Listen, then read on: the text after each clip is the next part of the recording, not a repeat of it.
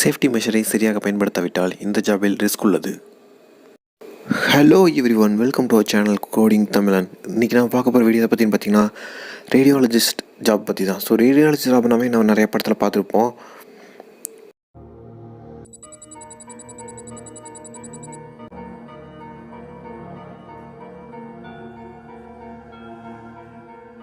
இதில் எது மெடுலா இதான் மெடுலா ஆப்லங்கேட்டா. இப்போ பார்த்துக்கிட்டிங்கன்னா radiation therapist, radiation technician, radiation technologist சொல்லி இந்த மாதிரி நிறையா டைப்பான நேமில் வந்து ரேடியோகிராஃபர்னு கூட வந்து நிறைய நேமில் வந்து ஜாப் இருக்குது. பட் இது எல்லாமே வந்து ஒரே ஒரு விஷயத்தான் குறிக்குது. அது என்னென்னு பார்த்தீங்கன்னா, இப்போ ஒரு கேன்சர் பேஷண்ட்டு போய் அவங்க அட்மிட் ஆகுறாங்க, அவங்கள ஸ்கேன் பண்ணி அந்த கேன்சரை வந்து ரிமூவ் பண்ணணும்னு வச்சுங்களேன். ஸோ அங்கே வந்து உங்களுக்கு அந்த மிஷின்ஸ் ஆப்ரேட் பண்ண தெரிஞ்சுக்கணும். ப்ளஸ் அந்த மிஷினை வந்து எவ்வளோ நிமிஷம் வந்து அதை கொடுத்தா அந்த கேன்சர் போகும், இந்த மாதிரி டாக்டருக்கு தெரிஞ்சிருக்க வேண்டிய விஷயங்கள்லாம் உங்களுக்கு வந்து பேசிக்கில் தெரிஞ்சிருந்தால் மட்டும்தான் உங்களால் வந்து ரேடியோகிராஃபர் டெக்னீஷியனாக இருக்க முடியும். ஸோ நெக்ஸ்ட் நம்ம பார்க்க போகிறது வந்து பார்த்திங்கன்னா கெரியர் இன் ரேடியோலாஜி. ரேடியோலாஜியில் வந்து கெரியர்னு பார்த்துக்கிட்டா வந்து ரொம்ப பெரிய கெரியர்ஸ் இருக்குது. நிறையா டைப் ஆஃப் ஜாப் ரோல்ஸ் இருக்குது. அது எம்ஆர்ஐ டெக்னீஷியனாக இருக்கட்டும், சிடி ஸ்கேன் டெக்னீஷியனாக இருக்கட்டும், நிறையா இருக்குது. ஸோ ஃபஸ்ட் நான் பார்க்க போகிறதுன்னு பார்த்தீங்கன்னா, வாட் இஸ் ரேடியோலாஜி. ஸோ ரேடியோலாஜினா என்ன அப்படின்னு பார்த்தா, so study of diagnosis of disease which help of medicine as well as a technology. இப்போ எல்லாமே வந்து கையில் ஆப்ரேட் பண்ணிக்கிறது இல்லை, எல்லாமே மிஷின்ஸ் வந்துருச்சு. ஸோ மிஷின் வந்தனால வந்து நம்ம எல்லாமே வந்து டெக்னாலஜி பேஸ் பண்ணி போயிட்டுருக்கோம். ஸோ அப்படி பார்க்கும்போது வந்து பார்த்திங்கன்னா, ஸ்கேனிங்லேருந்து இப்போ ஆப்ரேஷனே வந்து பார்த்திங்கன்னா ரோபோ சர்வீஸ் தான் பண்ணிகிட்ருக்காங்க. ஸோ அந்த மாதிரி வந்து ஒரு மிஷின்ஸை வச்சு நம்ம அந்த ஸ்கேனை வச்சோ இல்லை கேன்சரை வந்து ரிமூவ் பண்ணுறது வந்து சாதாரண விஷயம் இல்லை. ஸோ அதுக்காக தேவைப்படுறது தான் இந்த ரேடியோலாஜி. ஸோ இந்த ரேடியோலாஜியில் நிறையா எக்ஸ்ரேஸு, யூவி ரேஸ்ன்னு சொல்லி அந்த மாதிரி நிறைய ரேசலஸ் எல்லாம் இருக்கும். ஸோ இதில் வந்து ஸ்பெஷலைசேஷனான நிறைய மெடிசன்ஸ் எல்லாம் இருக்குது, ஃபீல்டெல்லாம் இருக்குது. அது என்னென்னு பார்த்தீங்கன்னா, இப்போ சிடி ஸ்கேன், எம்ஆர்ஐ ஒவ்வொன்றும் தனித்தனி ஃபீல்டு, தனித்தனி ட்ரீட்மெண்ட்டுக்கு ஹெல்ப் ஆகும். உங்களுக்கு அது ஸ்கேனிங்க்கும் நிறையா யூஸ்ஃபுல்லாக இருக்கும்.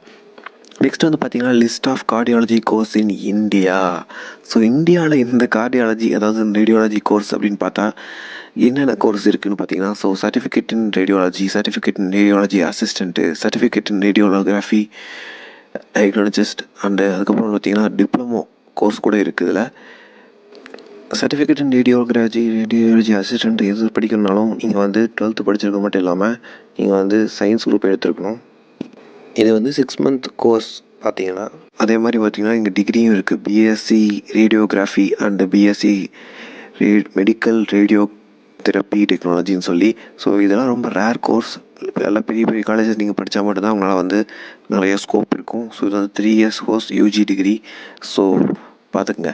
ஸோ நெக்ஸ்ட் நம்ம பார்க்க போகிறது வந்து பார்த்திங்கன்னா குவாலிஃபிகேஷன். ஸோ இந்த முன்னாடி பார்த்ததுக்கான குவாலிஃபிகேஷன் என்னென்ன இருக்குது அப்படின்னு பார்த்தா, ஸோ ரேடியோலஜின்னு எடுத்துக்கிட்டாவே வந்து பார்த்திங்கன்னா உங்களுக்கு இன்ட்ரெஸ்ட் இருந்தால் மட்டும் தான் நீங்கள் அந்த ஜாபில் வர முடியும். ஏன்னா இது வந்து ஒரு சர்வீஸ் மைண்டட் ஜாப்.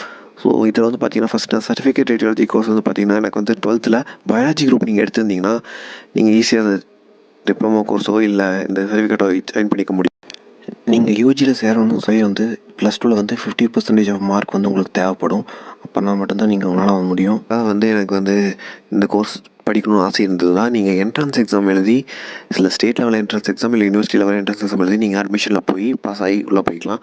பிகாஸ் உங்களுக்கு நீங்கள் பெரிய காலேஜில் படித்தா கண்டிப்பாக ஸ்கோப் இருக்குது, பெரிய இது ஜாப் போக முடியும். ஸோ நெக்ஸ்ட் நம்ம பார்க்க போகிறது வந்து பார்த்திங்கன்னா ரேடியோலாஜி ஜாப் ரோல்ஸ். ஸோ என்னென்ன டைப் ஆஃப் ஜாப் ரோல்ஸ் வந்து இந்த ரேடியோலாஜியில் இருக்குது அப்படின்னு பார்த்தா, நான் முன்னாடியே பார்த்த மாதிரி டெக்னீஷியன் ஜாபு, அப்புறம் டெக்னாலஜிஸ்ட் அண்டு ரேடியோகிராஃபர், அந்த மாதிரி தனித்தனி ஜாப் இருக்குது. எல்லாமே வந்து ரேடியோலாஜிங்கிற ஒரு ஃபீல்டுக்குள்ளே தான் இருக்குது. ஸோ அது எம்ஆர்ஐ டெக்னீஷியனாக இருக்கட்டும், ரேடியோலாஜி அசிஸ்டண்ட்டாக இருக்கட்டும், அதுக்கப்புறம் வந்து பார்த்திங்கன்னா அல்ட்ராசவுண்டு ஸ்கேனர் டெக்னீஷியனாக இருக்கட்டும்.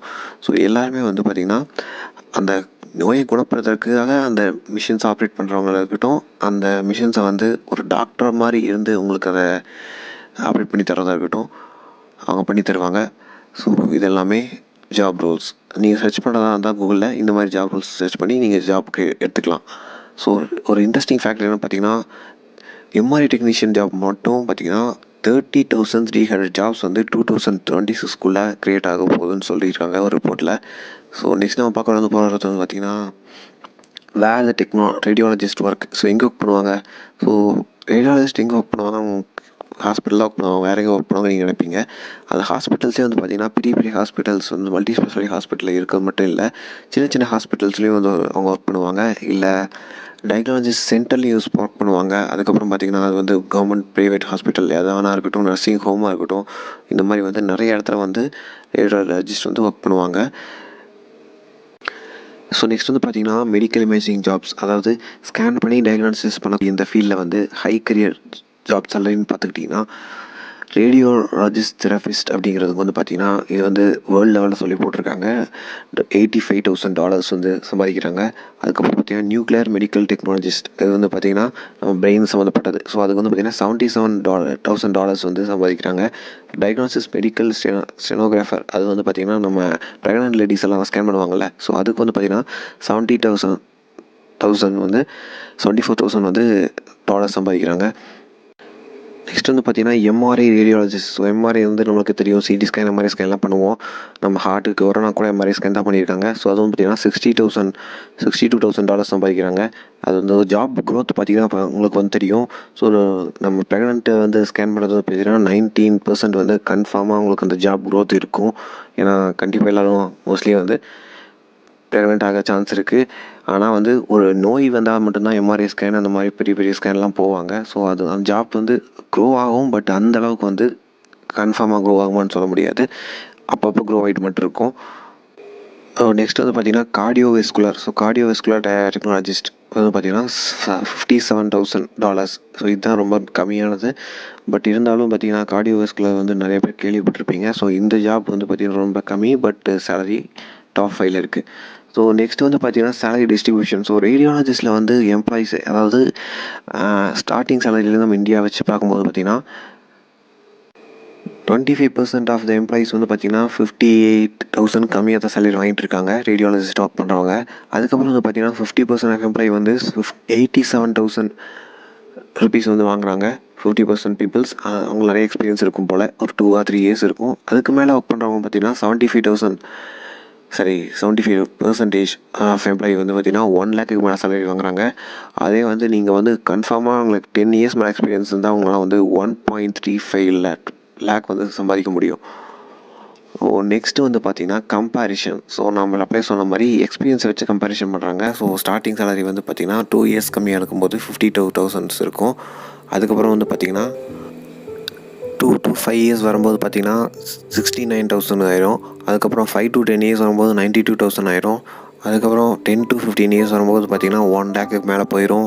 அதுக்கப்புறம் 15 to 20 வந்து பார்த்திங்கன்னா 1,20,000 அண்ட் 20 yearsக்கு மேலே போகும்போது 1,30,000 கிட்ட நீங்கள் வாங்குவீங்க. இது வந்து பார்த்திங்கன்னா கவர்மெண்ட்டாக இருக்கட்டும் அண்ட் தென் பெரிய பெரிய ப்ரைவேட் ஹாஸ்பிட்டலாக இருக்கட்டும், அங்கே கொடுக்குற கம்பேரிஷன் ரேட் இது.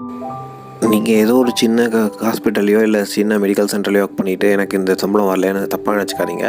ஸோ நீங்கள் எக்ஸ்பீரியன்ஸ் ஆக உங்களுக்கு நாலேஜ் வளரும். ஸோ நாலேஜ் வளர நீங்கள் பெரிய கம்பெனிஸில் பெரிய ஹாஸ்பிட்டல் நீங்கள் வந்து அப்ரோச் பண்ணி நல்லா சேலரி வாங்கலாம். So all the best for your career. Thanks for வாட்சிங்.